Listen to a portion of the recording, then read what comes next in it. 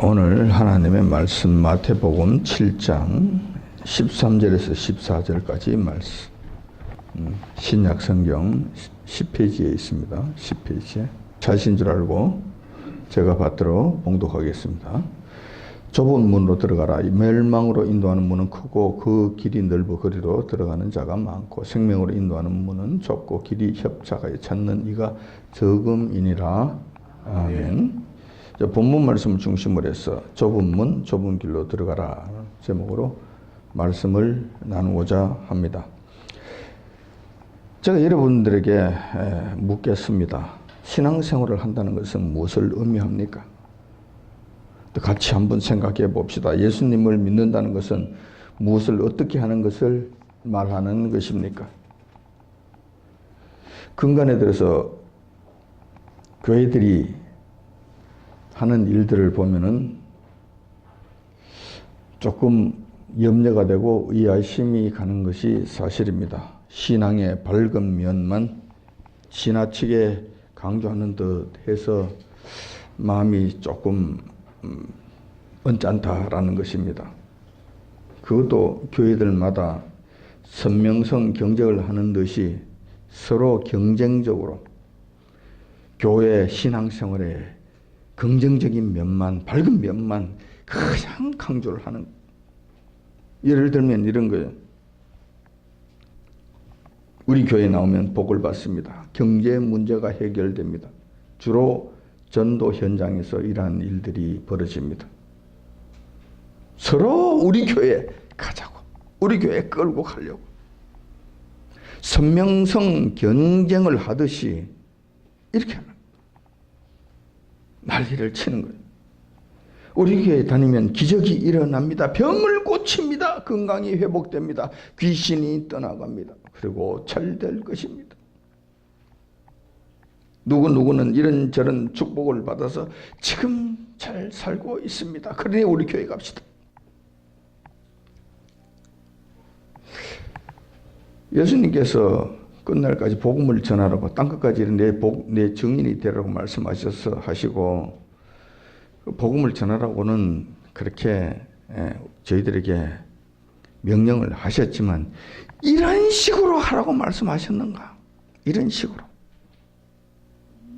그것은 한번 생각해 봐야 될 문제 아닐까? 이런 마음이 든다는 것.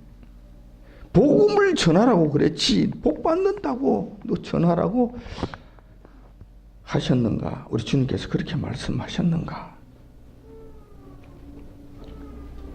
최근에 보면은 성령 치유 사역이라는 이름 하에 이런저런 이상한 일들이 일어나는 것을 보게 됩니다. 마치 만병통치의 신기한 일이 일어나고 그런 일들이 보장되는 것처럼 선전을 합니다.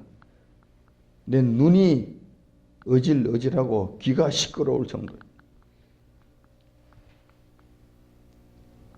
그런데 우리 주님의 가르침을 보니 지금의 교회들 전도하는 추세와는 조금 거리가 있는 것 같아요. 조금 많이 거리가 있는 것 같아요.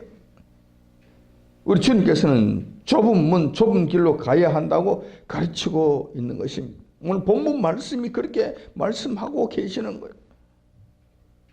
그래서 오늘은 주님께서 말씀하신 좁은 문과 좁은 길의 의미가 어떤 것인지 한번 살펴보고자 하는 것입니다. 이 문제는 우리의 실제 신앙생활하고 직결되는 문제입니다.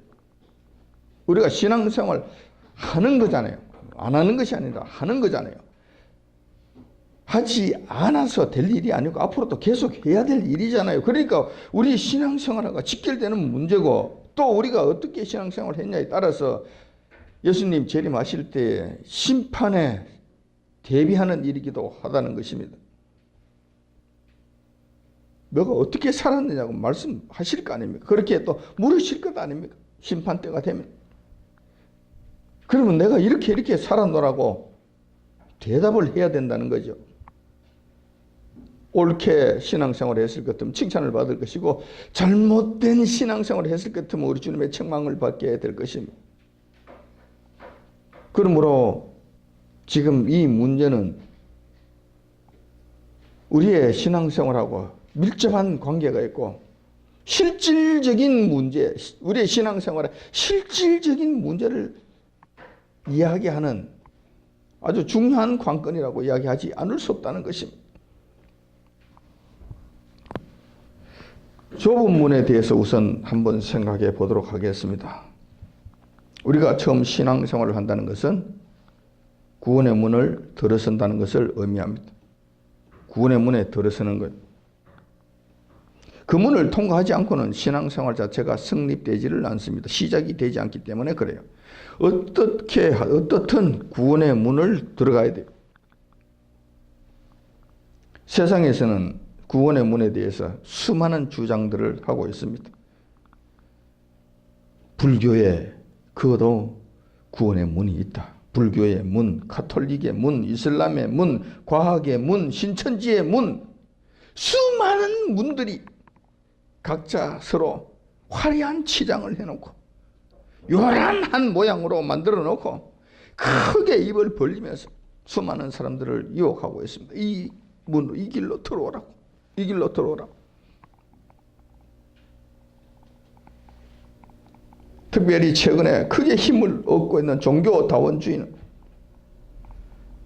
구원의 문이 결코 협소하지도 않고 편협하지도 않다고 주장합니다. 종교다원주의, 혼합주의, 완전히 이상야릇한 이러한 이상한 주의들이 기독교 교회 안에까지 들어와서 횡설수설하는 말들을 한다는 거예요. 술 취한 사람처럼 말을 한다는 거예요. 그 길은 협소하지 않다고 그럽니다. 편협하지 않다고 그럴듯하게 떠들어댑니다. 즉 다시 말해서 WCC를 중심으로 한국 기독교에 깊숙이 침투해 들어온 그 사상에 의하면은 결국 진리는 하나라는 것입니다. 같다라는 것이. 이쪽의 진리도 같고 저쪽의 진리도 같고 여타 다른 종교에도 구원의 길이 있다고 주장하는 거예요. 희한한 소리들을 지금 하는 거예요. 그러면서 종교 간 서로 싸우고 다투지 말고 화해하고 협력해서 하나가 되자고 그럴듯한 말들을 쏟아냅니다. 말은 들어보면 아유 그런 것 같아요. 그리스도의 사랑이 우리로 하나가 되게 하였으니 화해하고 사랑하고 용납하고 품고 같이 가자고 떠들어대는 이것이 성경에서 가르치는 말씀하고 같은 것 같아요. 부합되는 것 같다니까.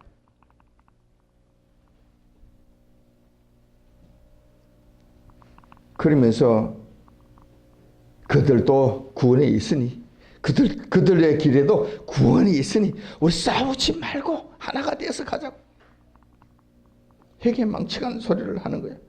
이러한 주장에 동조하고 앞장서는 단체들이 있는데 기독교 안에 그런 단체들이 있는데 그 단체들이 바로 대한예수교 장로회 통합측, 기독교 장로회 측, 기장 측, 순복음 측, 감리교 측, 구세군 측, 가톨릭 등이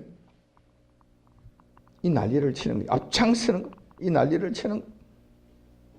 그래서 통합측 교회에는 크리스마스 날 예수님께서 탄신하신 그 기쁜 날에 불교의 중도를 불러다가 설교를 하게 만들고 지도 4월 초파일 날 불교 절에 가가지고 뭐 말씀을 전한답시고 그게 떠들어대는 회개망측한 일들을 하는 것.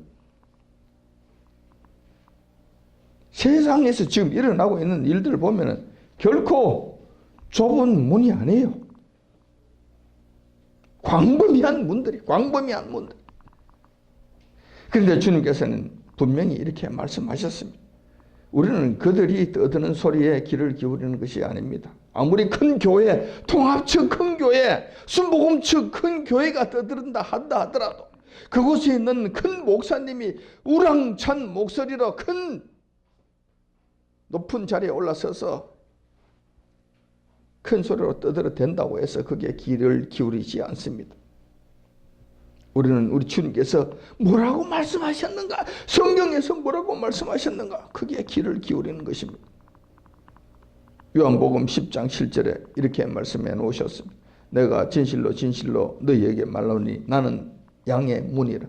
예수님께서 양의 문이라고 직접 말씀하십니다.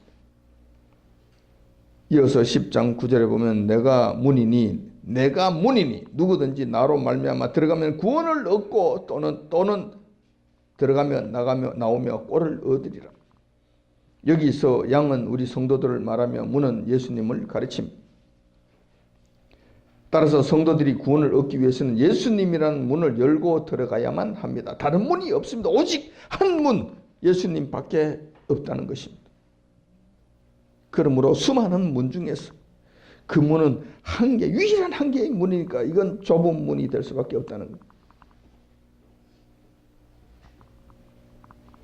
요한복음 14장 6절 또 이렇게 말씀해 놓으셨습니다. 내가 곧 길이요 진리요 생명이니 나로 말미암지 않고는 아버지께로 올 자가 없느니라. 예수님만이 생명의 길이 되신다. 아버지께로 갈 방법이 없다는 거예요. 다른 방법이 없다는 거예요. 확실하게 정해서 확실하게 말씀해 놓으신 거예요. 그런데 어찌하여 다른 데 구원이 있다고 떠들어대는가? 그것도 교회 목사들이, 기독교 중요한 교단들이 어찌 그러한 일들에 동의를 하고 찬성을 하느냐는 거예요. 한 가지 더 말씀을 드리면은 사도행전 4장 12절에 이렇게 기록되어 있습니다. 다른 이로서는 구원을 얻을 수 없나니 천하 인간의 구원을 얻을 만한 다른 이름을 우리에게 주신 일이 없음이니라. 분명히 하십시오. 분명히. 창조주 하나님께서도 모든 인류들에게 구원을 얻을 다른 방법을 제시하지 아니하셨다. 엉뚱한 소리 하지 말라는 거예요. 택도 없는 이야기 하지 말라는 거예요. 오로지 예수님만이 유일한 구원의 문이라고 창조주 되시는 여호와 하나님께서 확정지어 놓으셨다는 거예요. 그런데 이 명백한 사실을 왜 자꾸 흐트리려고 하는 것인지, 왜 이 말씀에 물타기를 하려고 하는 것인지, 왜 이 분명한 말씀에 성도들의 믿음의 심정을 혼란스럽게 만드는 것인지, 정말 기가 막힌 일이 아닐 수 없습니다. 그렇다면 여기서 좁은 문의 개념이 정리가 됩니다. 세상에서는 수많은 구원의 문이 있다고 주장하지만 그 문은 진짜 문이 아닙니다. 그들은 자칭 그들의 구원의 문이 되는 것입니다. 그 자칭 구원의 문은 이러한 특징들이 있어요. 그 특징들이 뭐냐면은 첫 번째는 넓고 화려해요. 아까도 조금 전에 말씀을 드렸습니다만 이거 사람을 죽이는 독버섯은 우선 보기에 화려해요. 멋져 보여요. 정말 먹음직스럽게 보여요. 이런 특징을 가진다니까. 구원에 이르지 못하는 이 문들은 특징이 그래요. 화려하게 치장이 되어 있어요. 떠드는 소리가 요란해요. 그리고 상당히 유명한 사람들이 그 앞장을 서서 서로 오라고 호객 행위를 하는 거예요. 그리고 대접도 엄청나게 좋아요. 뭐 그냥 거기에 가면 뭐 대단한 일이 있을 것 같은, 그리고 거기에 가면은 나의 삶을 보장해 줄 것 같은, 그리고 거기에 가면 내가 왕의 대접을 받을 것 같은, 직사 대접을 받을 것 같은 엄청난 미혹으로 끌고 가는 거예요. 그런 특징이 있어요. 그리고 두 번째 특징은 그 문은 눈에 쉽게 띈다는 거예요. 화려하니까 쉽게 띄어요. 뭐 찾으려고 애쓸 필요 없어요. 그냥 눈만 뜨면 그냥 보이는 거예요. 특별히 들으려고 그냥 애쓸 필요 없어요. 그냥 서 있으면 다 들려요. 눈에 그냥 환하게 그냥 다 보이는 거예요. 그런 특징들을 갖고 있는 거예요. 또 다른 특징인데 그것은 들어가는 조건이 매우 헐렁하다는 거예요. 조건이라고 할 것이 없어요. 조건이 없어요. 들어가는데 뭐 어떤 조건이 없어요. 굳이 한 가지 조건을 제시한다면 네 마음대로 하고 싶은 대로 하면 된다는 것이 그들이 요구하는 조건이에요. 네 마음대로 하면 된다. 네 마음대로. 와서 네 마음대로 해. 그러면 구원을 얻는다는 거예요. 네 마음대로 해. 네 마음대로 하는 것이 네 마음대로 되어질 거야. 이것이 그들이 떠드는 조건, 그 문에 들어가는 조건이라면 조건이 되는 거예요. 그래서 그 문에는 찾는 사람들이 많습니다. 어떤 성도가 객관적으로 주변에 서서 살펴본다면은, 이런저런 문들을 주변에서 보면서 살펴본다면은, 조금만 서서 기다려보면은 그 문으로 들어가는 사람들이 많다는 것을 발견하게 될 것입니다. 그 문을 찾는 사람들이 많아요. 그러면 그 서 있는 사람이 내가 어느 길로 들어갈까, 어느 문으로 들어갈까 생각하다가 군중 심리에 의해서 빨려 들어갑니다. 빨려 들어가게 됩니다. 나도 저들과 같이 가면 안전할 것이야. 마음이 든든할 것이야. 그렇게 해서 그 문은 찾는 사람들로 인하여 인산인해를 이루게 됩니다. 이것이 좁은 문에 반대되는 이상한 문의 개념이, 이러한 현상들은 우리가 지금 보고 있고 우리 주변에서 지금 일어나고 있는 영적인 현상들입니다.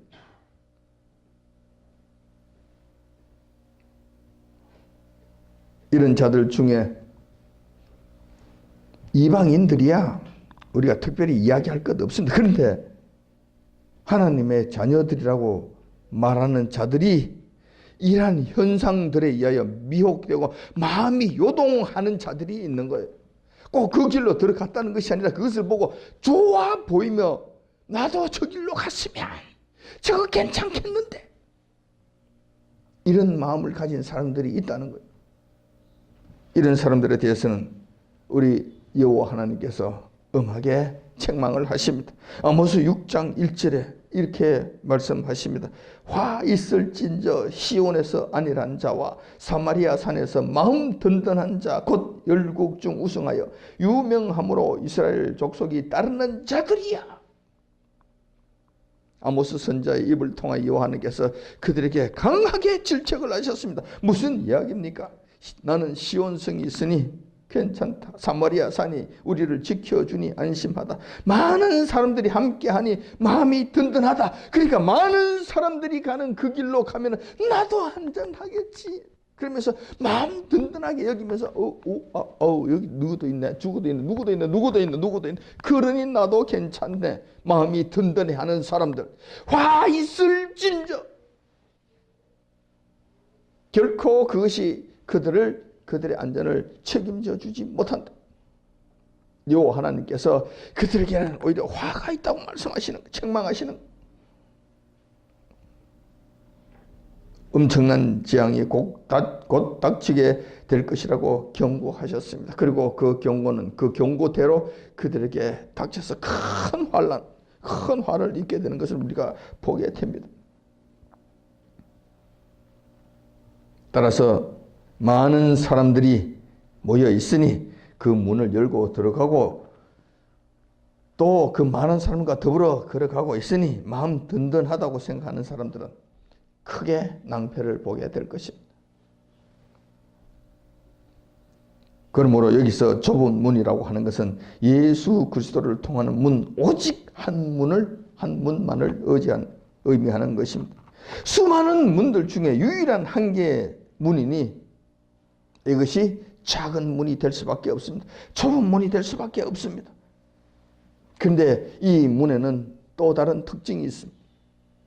세상에 그러한 문들하고는 차이가 있습니다. 넓지를 않습니다. 뿐만 아니라 그 문은 찾기가 쉽지 않습니다. 소박합니다. 화려하게 꾸미지도 않습니다. 잘 보이지도 않습니다. 열심히 찾아야 볼 수 있는 문입니다. 뿐만 아니라 그 문에 들어가기 위해서는 조건이 있습니다. 첫 번째, 죄를 회개해야 되는 이 엄청난 조건이 그들 앞에 딱 가로막고 서 있습니다. 이것을 통하지 않고는 그 문에 들어갈 수 없습니다. 그 조건을 충족시키지 않고는 그 문을 열 수가 없습니다. 내 죄를 회개해야 됩니다. 그동안 나쁜 습관들, 나쁜 행실들, 나쁜 악한 신명들 다 고쳐야 됩니다. 그리고 앞으로는 다시는 그러한 나쁜 행동을 하지 않겠다고, 나쁜 마음을 가지지 않겠다고 다짐해야 그 문이 열리고 그 문으로 들어갈 수 있다는 것. 그러니 찾는 사람이 없어요. 찾는 것이 쉽지 않아요. 좁은 문이 되는 것입니다. 그렇지만 그 문만이 유일한 생명의 문이 된다는 사실을 우리는 기억해야 될 줄 압니다. 우리가 지금 걸어가고 있는, 우리가 신앙생활하고 있는 이 신앙생활의 길이 바로 이런 것이고, 우리가 시작한 그 문이 바로 이러한 문을 통과했다는 것입니다.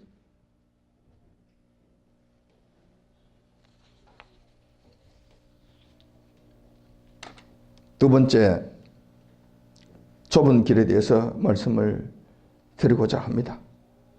우리의 신앙 여정은 좁은 문을 찾고 그 다음에 그 문을 택해서 그 문으로 들어간다고 끝나는 것이 아닙니다. 그것으로 완성되는 것이 아니에요. 그것이 전부 다가 아니라는 거예요. 그거는 시작에 불과한다는 것입니다.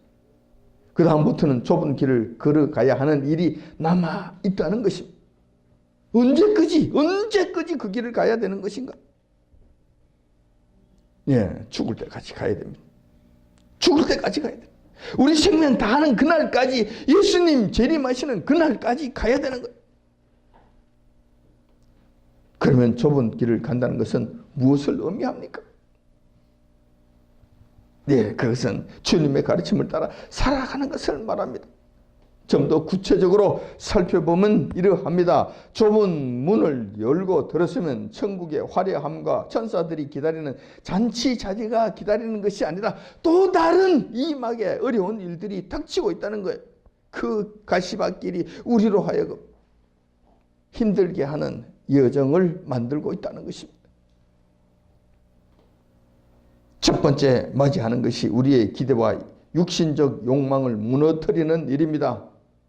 좋다고 예수님을 찾아가서 힘들게 예수님의 발 앞에 무릎을 꿇었더니 예수님께서 하시는 말씀은 이러한 말씀입니다. 마태복음 8장 19절에 있는 말씀입니다. 한 서기관이 나와 예수님께 말씀하되 선생님이여 어디로 가시든지 저는 쫓으리이다. 예수님께서 이르시되 여우도 굴이 있고 공중에 새도 그쳐가 있으되 오직 인자는 머리 둘 곳이 없다 하시더라. 무슨 이야기입니까? 한 서기관이 큰 마음을 먹고 예수님이라는 좁은 문을 열고 들어갔습니다. 쉽지 않는 결정을 하고 쉽지 않는 마음의 고백을 한 겁니다. 멋진 고백을 했습니다. 죽도록 예수님을 따라가겠습니다 하고 고백을 했습니다. 그러면 예수님께서 그래 지금부터는 이제 불행 끝, 행복 시작.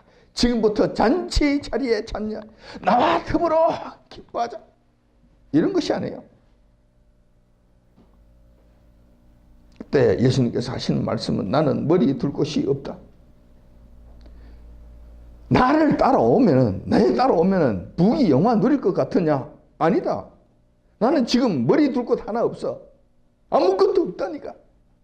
그러니까 나를 따라온다는 것은 지금 고생을 자초한다는 것을 의미한다. 죽을 고생을 각오하라는 말씀을 하시는 거예요. 지금부터. 누가 예수님을 믿으면 교회에 나오면 팔자 고친다고 떠들어댑니까? 누가 그런 소리를 합니까?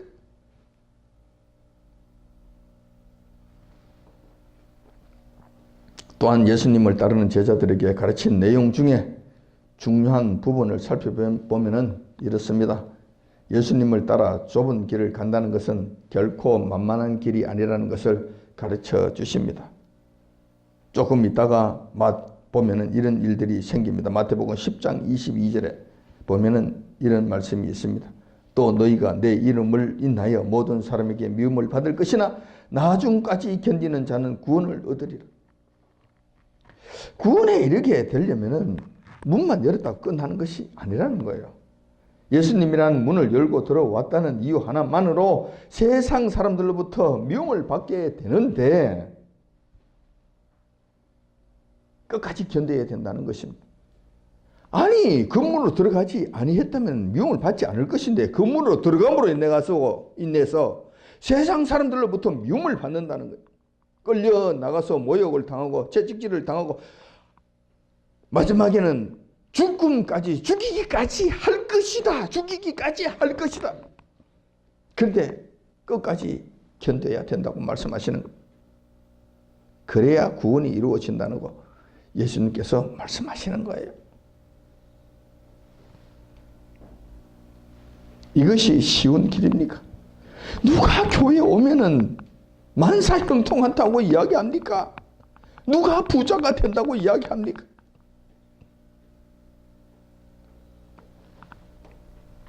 예수님께서 말씀하시잖아요.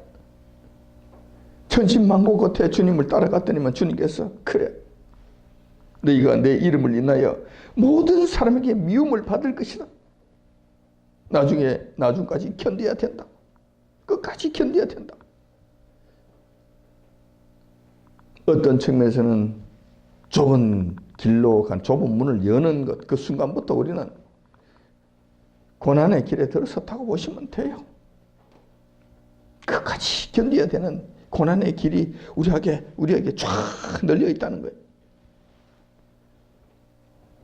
이어서 마태복음 10장 38절에 보면은 예수님께서 이렇게 말씀하십니다. 엄청난 말씀을 또 하십니다.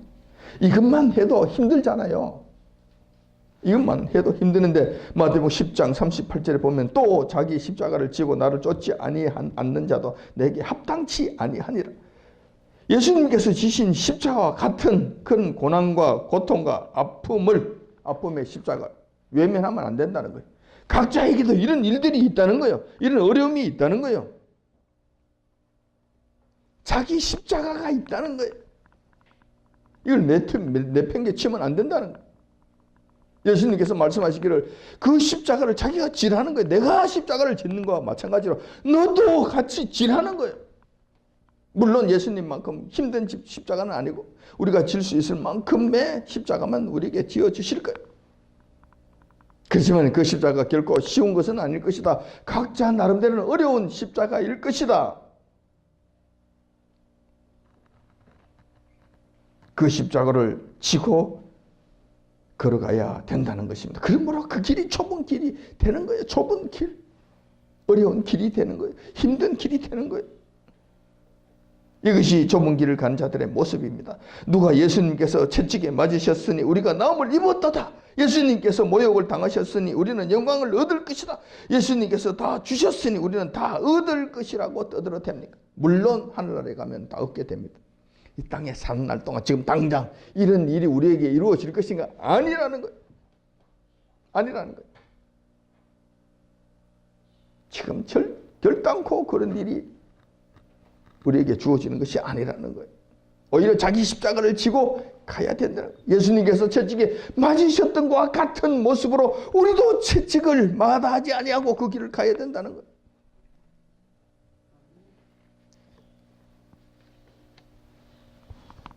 또한 부자 청년에게는 이렇게 말씀하셨습니다. 여러분들이 잘 아시는 부자 청년에 관한 말씀이 그 부자 청년에게 말씀하신 내용이 마태복음 19장 21절에 있습니다. 이 순서적으로 자꾸 이렇게 지는 거예요. 순서적으로 쭉 나오는 거예요. 마태복음에. 제가 왔다 갔다 하는 것이 아니라 순서적으로 이런 말씀들이 이루어지고 있는 거예요. 그렇게 이렇게 말씀하시는 거예요. 마태복음 19장 21절에 보면은 예수께서 가라사대 너가 온전하고자 할진대 가서 내 소유를 팔아 가난한 자들을 주라. 조금 지나서 그리고 와서 나를 따르라. 이 부자 청년에게 이르러서는 우리 주님께서 이렇게 말씀하십니다. 자신이 너가 가지고 있는 재산까지 모두 팔아서 가난한 자들에게 나눠줘야 된다. 나눠주라는 거예요. 그리고 난 다음에 예수님을 따라야 한다고 말씀하시는 거예요. 이것이 좁은 길을 가야 간다라는 말의 의미라는 거예요. 누가 감히 이런 길을 갈 수 있겠습니까?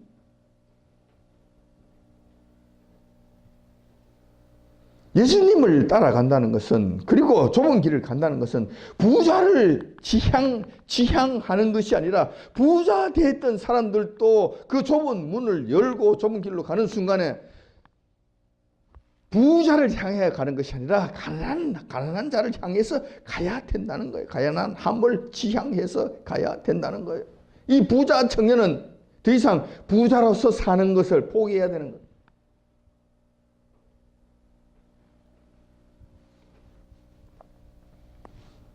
누가 예수 믿으면 부자 된다고 그럽니까? 누가 예수 믿으면 팔자 고친다고 그럽니까? 우리 주님께서 말씀하신 바에 의할 것 같으면 자기가 가진 재물도 나눠주라고 말씀하시는데, 그렇다고 해서 물질을 여러분들은 죄악시할 필요는 없습니다. 우리 주님께서 필요에 따라서 물질을 주십니다. 그 물질을 통해서 일들을 하게 하십니다. 전반적인 상황으로 봤을 때 기독교 국가들이 불교 국가보다 월등하게 경제적으로 잘 살고 월등하게 인격적으로 높은 수준에 있는 것을 우리가 보게 됩니다. 요 하나님께서는 결코 당신의 자녀들을 험악하게 만들지는 않습니다. 그러나 그 물질이 그에게 걸림돌이 될 때는 과감하게 버려야 돼요. 우리 주님께서 요구하시는 사항. 아무튼 부자 청년에게는 이 엄청난 일들을 주님께서 말씀하시는 거예요. 그러니까 그 길 가는 것이 얼마나 힘들겠는가. 좁은 길이 될 수밖에 없고 찾는 사람이 없을 수밖에 없는 거예요. 그러자 험악한 일들이 일어나게 됩니다. 제자들에게 이렇게 예수님께서 말씀하십니다. 지금 3년 동안 따라다닌 제자들이잖아요. 제자들이. 베드로는 이렇게 이야기한 거예요. 나는 부모도 버리고 형제도 버리고 내 재산도 다 버리고 주님을 쫓았나이다. 그러니까 예수님께서 말씀하시는 거예요. 그래, 그건 그걸 특별히 자랑 삼을 거는 없고 그렇게 해야 되는 것이 맞다. 그러시면서 그들에게 예수님께서 말씀하시는 게, 나는 예루살렘에 올라가서 너희들에게 장관 한 자리씩 주려고 가는 사람이 아니다. 난 예루살렘에 가면은 나는 십자가에 못 박혀 비참한 죽음을 맞이하게 될 것인데 나는 그 길로 간다. 제자들이 가면 3년 동안 가정을 다 버리고 재산 다 버리고 직장 다 버리고 주님만 따라왔는데 이게 무슨 이야기인가 싶었을 거예요. 이게 뭐야 이게 도대체. 그러면 우리는 어쩌라고. 그러시면서 주님께서 또 말씀하시는 거예요. 살리는 것은 영이요 육은 무익하니라 하면서 육신적인 영달, 육신적인 유익 아예 생각하지 말라고 말씀하시는 거예요. 그런데 그들에게는 지금 영이 뭔지 모르잖아요. 육만 알아요. 육만 눈에 보이는 것만 알아요. 그런데 육은 무익하다 그러고 보이는 것은 무익하다 그러고 뭐 재산 무익하다 그러고 명예 무익하다 그런 건 그거는 아무런 관심도 없고 영이 뭐 어쩌고 저쩌고 말씀하시니 이건 지금 우리가 잘못 온 거 아니냐? 이거 잘못 판단한 거 아니냐? 이거 뭐 쏘가도 이거 우리가 좀 단단히 쏘갔지. 이거 엉뚱한 길에서 지금 3년 동안이나 지금 헤맨 거 아니야? 이런 생각이 들었을 거예요. 영이 중요하고 육신은 무익하다고 잘라 말씀하셨으니 그들에게는 소망이 없고 뭐가 크게 잘못되었다는 생각이 들었을 것입니다. 그러자 예수님을 따라다니다 수많은 사람들이 그냥 예수님 곁을 떠나가 버립니다. 너무 어려워요. 이 길 가는 것이 힘들어. 자기들이 생각하는 그 길이 아니야. 떠나가 버린. 좁은 문으로 다시 나가버리는 기가 막힌 현상이 나타나는 거예요. 좁은 문으로 힘겹게 들어와서 좁은 길로 조금 가다가 잘못됐네. 돌아서서 문을 열고 다시 나가버리는 거예요.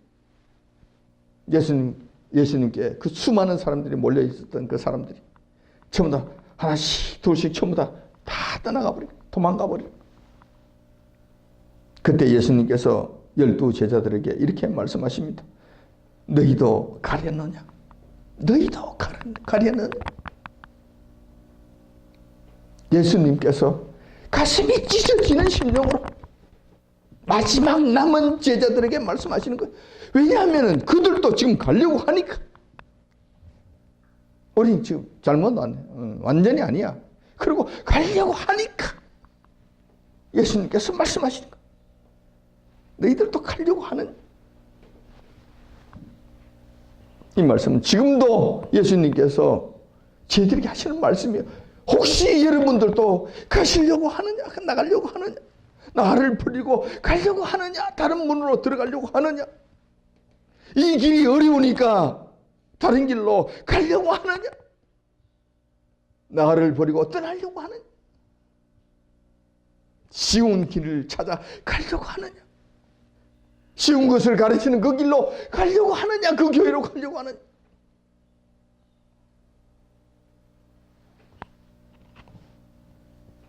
기가 막힌 일이 아닐 수 없습니다. 그때만 이런 일이 있었습니까? 지금은 이런 일이 없습니까? 예수님께서 지금도 이 말씀을 하지 아니하십니까? 피를 토하는 심령으로 지금도 수많은 교인들에게 이 말씀을 하실 거예요. 너희도 가려는, 나를 떠나서 가려는. 다행히 우리의 베드로 사도가 주여 영생의 말씀이 계심에 우리가 네게로 가오리까? 라고 대답하면서 그 상황을 수습하게 됩니다. 정말 감사한 일이 아닐 수 없어요. 오늘 우리는 신앙생활을 한다는 것이 무엇인가, 예수님을 따라간다는 것이 어떤 의미인가에 대해서 한번 살펴보았습니다. 이 문제는 좁은 문, 좁은 길로 가는 인생의 여정, 순리의 길, 신앙의 생활이라는 것을 알게 되었습니다. 중요한 것은 좁은 문이란 예수님을 통하는 유일한 구원의 문을 일컫는 것이며 그 길은 결코 쉬운 길이 아니라는 것. 그 문은 결코 찾기가 용이한 문이 아니라는 것뿐만 아니라 그 문을 열고 들어가기까지에는 조건이 있다는 것.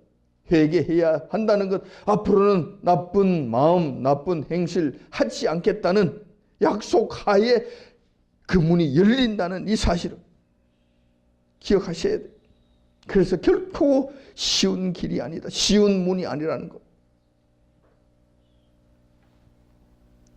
뿐만 아니라 좁은 길이라고 하는 것은 좁은 문으로 들어온 성도들이 자기 십자가를 지고 예수님의 뒤를 따르는 험악한 생활을 의미한다는 사실도 우리가 잘 알아야 될 것입니다. 이러한 신앙의 여정은 결코 쉬운 것이 아닙니다. 또한 현대 교회들이 경쟁적으로 약속하는 현실의 안일함과 축복이 결코 아니라는 사실을 여러분 깨달아야 될 것입니다. 그 길은 고난의 길이요, 내가 부자가 되는 길이 아니라 부자의 재물을 가난한 이웃에게 나눠줘야 하는 고달픈 길이라는 것을 의미합니다. 말세가 될수록 이러한 신앙의 여정은 점점 더 세상 속에서 어려움을 받게 될 것입니다. 도전을 받게 될 것이라는 것입니다. 정신 차리고 주님의 길을 가야 될 줄 압니다. 그렇지 않고는 우리 믿음을 지킬 수가 없어요. 그렇지 않고는 우리 주님과 동행할 수가 없다는 것입니다.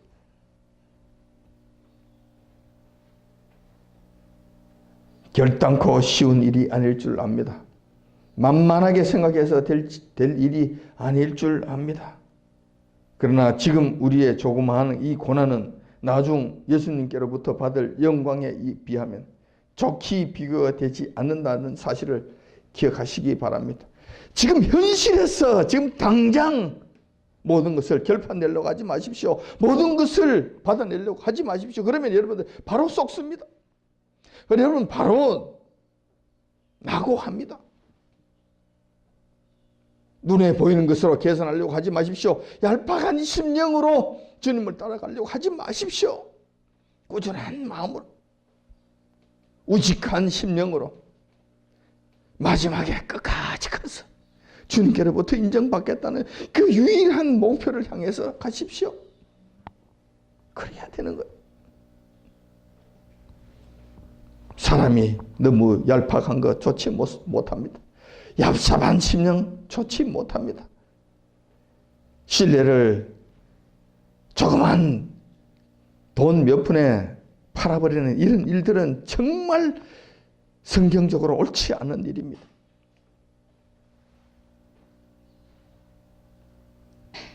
이러한 사실들을 기억하셔서 어설픈 미혹에 마음이 어두워지지 말고 끝까지 좁은 문, 좁은 길을 걸어감으로써 마지막 승리의 기쁨을 맞이하시기를 이 아침 주님의 이름으로 축원드립니다.